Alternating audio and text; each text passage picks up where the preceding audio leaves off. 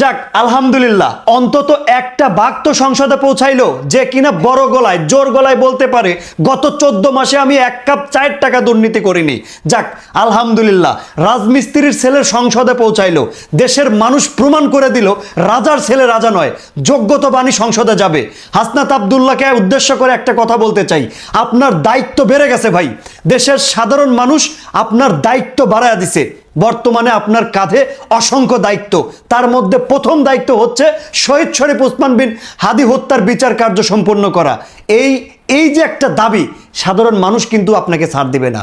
দেশের সাধারণ মানুষ আপনাকে বিশ্বাস কইরা 116টা কেন্দ্রে আপনাকে জয়যুক্ত করছে, ভূমিধস বিজয় এনে দিছে দেশের সাধারণ মানুষ আপনাকে। কেন জানেন?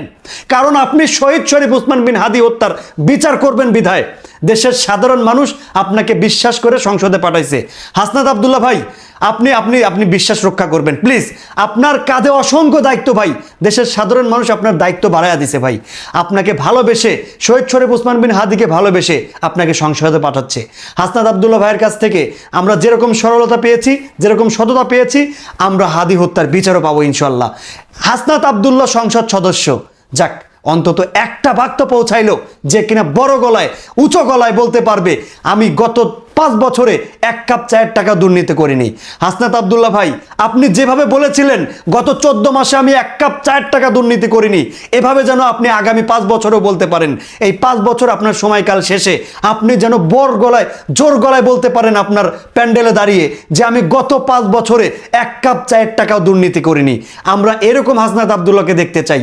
আর বর্তমানে হাসনাত আব্দুল্লাহ যেরকম আছে, আমরা যেন আগামীতেও সেরকম পাই। আর সব থেকে বড় অনুরোধ থাকবে হাসনাত আব্দুল্লাহর কাছে, আমার প্রথম অনুরোধ সেটা হলো আপনি শহীদ শরীফ ওসমান বিন হাদি হত্যার বিচার কার্য সম্পন্ন করার চেষ্টা করবেন।